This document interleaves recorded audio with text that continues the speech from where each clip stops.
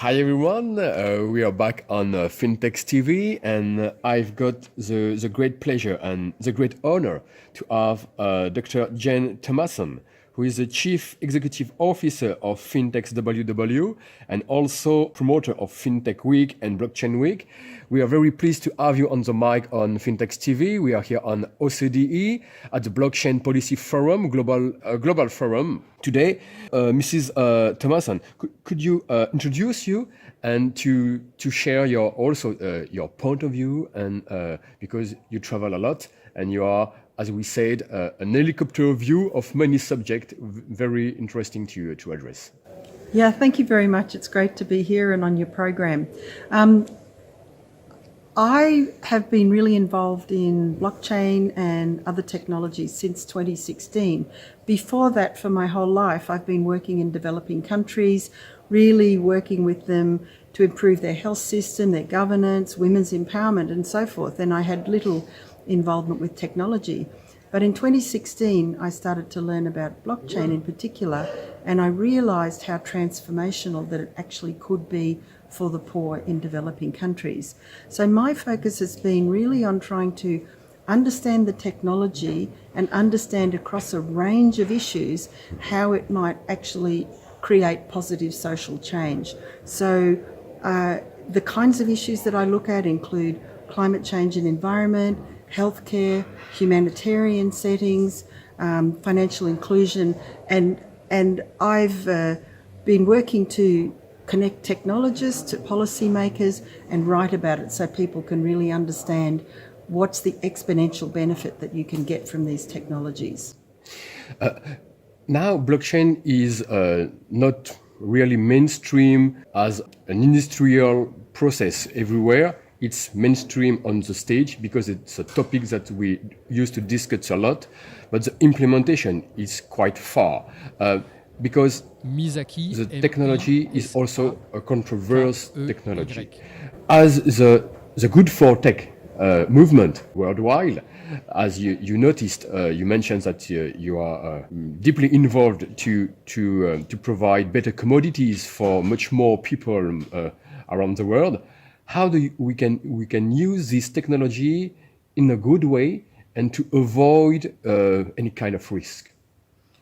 So let me start with where I think the benefit of the technology is. I think the technology has been really unfairly disadvantaged because of the early crypto days and a lot of the bad reputation that came with cryptocurrencies.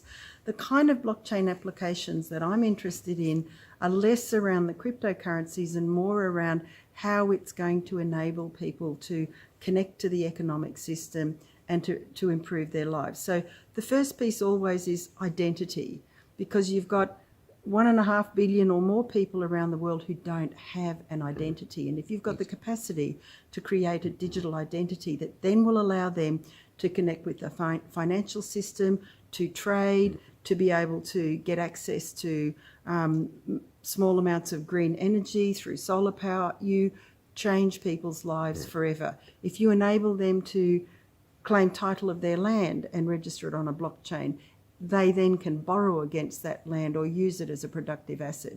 So there are so many ways that blockchain can be used to enable poor people to get services and for governments to provide better services to their people. This morning, Mr. Bruno Le Maire, who is a French economic and finance minister,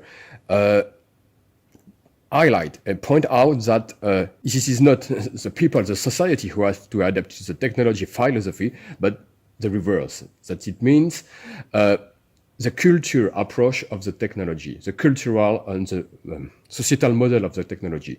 We know that in the world there is a great diversity and way of life.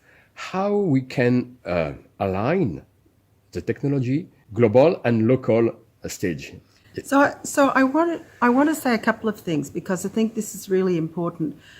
Most of the world is sleepwalking while this technology is taking off incredibly fast. And I think what's important is that policymakers and people who are decision makers in the world rapidly learn to understand about this. And the OECD called for policymakers to catch up. People are well behind.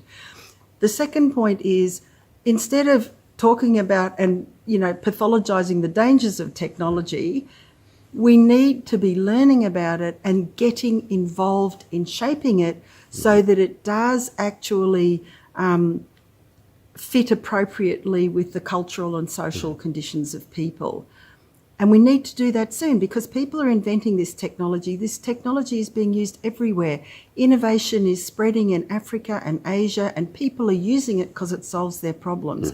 So policymakers need to rapidly learn about what's going on and think about how to mitigate the risks, but how to shape it so that it actually does create the kind of exponential global social change that it promises. Very, very interesting to address this topic. To go just further in this way, and it will be the last but not least, we used to speak about frontier everywhere.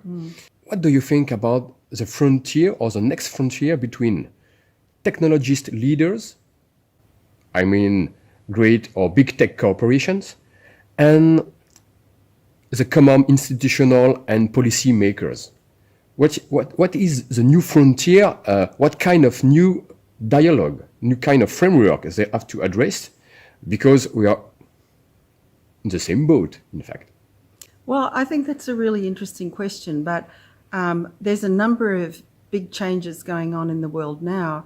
Obviously, the Facebook Libra coin has brought a lot of this debate about the economic system to the fore, but also China is actually the fintech capital of the world, not London or New York. There's 15,000 fintechs in China, there's 3,000 in London. So the development of new technologies and the innovation is actually starting to move the locus from the West to other parts of the world. And I believe that you're going to see a lot of innovation coming out of China and other emerging economies because they've got the problems, they've got the population. Now with mobile penetration being 70% around the world, they have the technology to be able to innovate.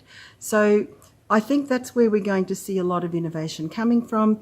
The tussle with the big platform economies, I think that this is going to be another war or conflict that we're all going to watch with great interest because they truly are threatening the sovereignty of governments. Thank you very much, Dr. Jane THOMASON, who is the Chief Executive Officer of FinTechWW. Very pleased to have you on FinTechs TV, and see you next. Thank you. It's a pleasure. Thank you.